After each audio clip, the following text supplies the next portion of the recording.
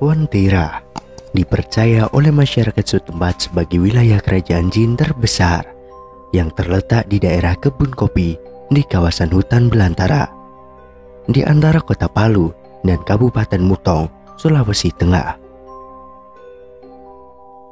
Ada juga beberapa kalangan yang berpendapat bahwa Wentira merupakan warisan dari benua Atlantis yang hilang. Namun, terlepas dari anggapan tersebut, banyak kisah mistis yang beredar seputar kota misterius ini dan sudah berkembang secara turun-temurun. Jika dilihat secara kasat mata, daerah ini terlihat seperti sebuah hutan yang sangat lebat. Namun kabarnya, mereka yang punya kelebihan akan melihatnya sebagai sebuah wilayah dengan kehidupan yang lumayan modern, seperti kota pada umumnya. Lokasi di Jalan Trans Sulawesi, di mana tempat ini berada, terdapat sebuah jembatan kecil bercat kuning yang di bawahnya melintas sebuah sungai kecil. Dan tepat di pinggir jalannya ada sebuah tugu setinggi kira-kira 2,5 meter dan juga berwarna kuning. Tugu itu mirip seperti layaknya tugu perbatasan wilayah, namun ternyata bukan.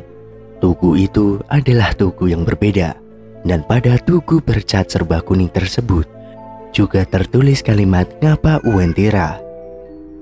Dari penduduk setempat menyatakan bahwa arti ngapa dalam bahasa setempat yaitu bahasa Kaili yang berarti kampung atau negeri. Sedangkan arti kata Uwentira berarti tidak kasat mata atau tidak terlihat atau gaib.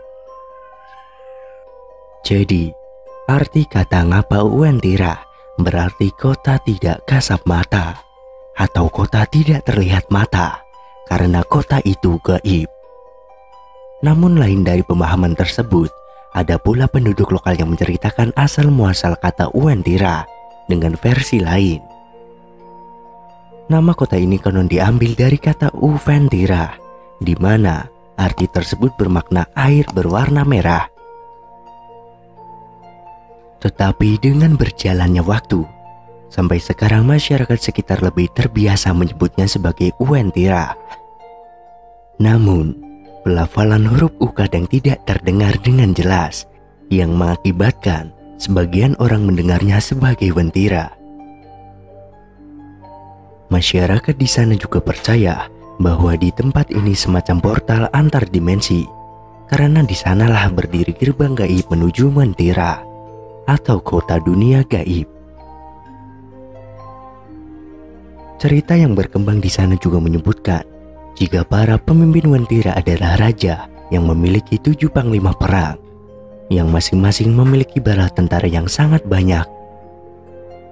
Dari pengakuan seseorang yang mengklaim pernah masuk ke kota gaib tersebut, kehidupan di Wentira terlihat sangat modern dan beradab. Bahkan menurut ceritanya, tidak ada satu orang pun yang terlihat hidup susah atau miskin.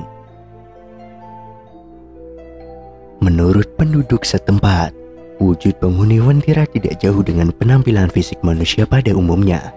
Yang berbeda hanyalah mereka tidak memiliki garis tengah di bibir mereka. Paranormal Gus Soleh Pati juga mengungkapkan pendapatnya soal Wentira ini.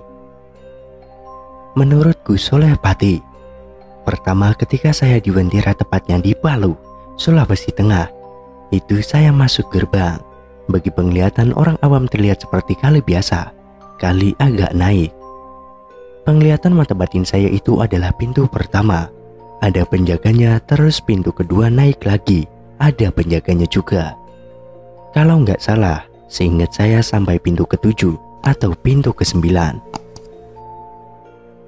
Lebih lanjut, Gus Soleh mengatakan bahwa penghuni kerajaan Wentira sering dijumpai warga di sekitar tugu berwarna kuning yang dijuluki warga sebagai Tugu Kuning.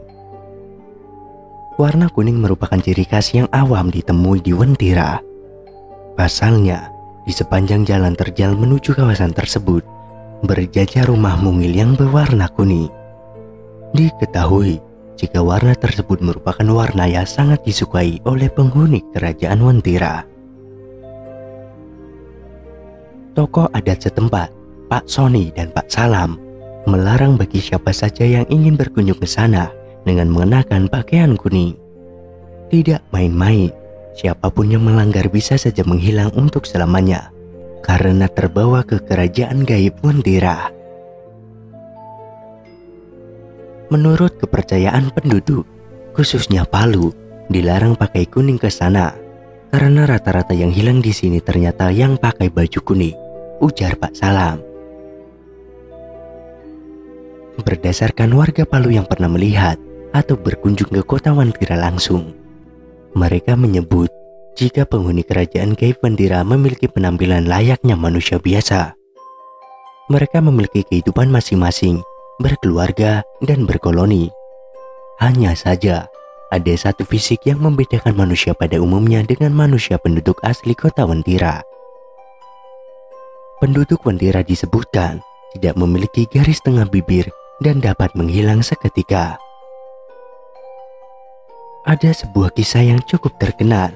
Kisah ini diangkat dari cerita seorang wanita yang bernama Aziza yang tinggal di Biromaru, Kabupaten Sigi. Aziza dan ibunya berpergian meninggalkan kota Palu menuju kota Poso. Anak dan ibu ini berangkat dari kota Palu pukul 22 waktu Indonesia bagian tengah.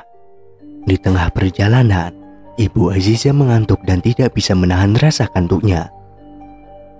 Merasakan kantuk yang sama, Aziza mengiyakan ajakan ibunya. Selang 10 menit mengendari motor, mereka melihat sebuah rumah makan dan tempat peristirahatan yang mewah di kota yang begitu besar. Menurut Aziza, kota itu dihuni ribuan bahkan jutaan penduduk.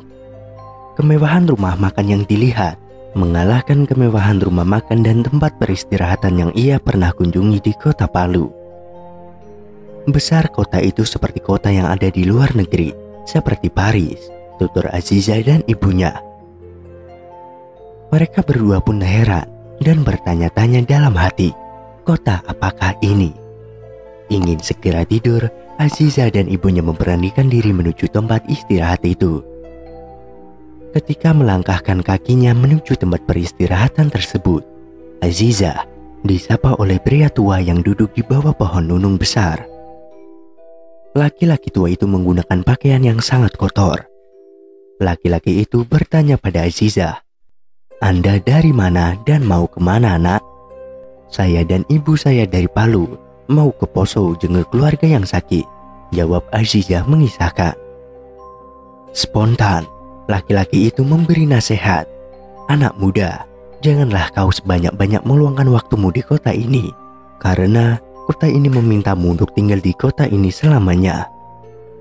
Aziza pun terkejut dan bertanya kepada laki-laki itu, "Lalu apa nama kota besar ini, kek?"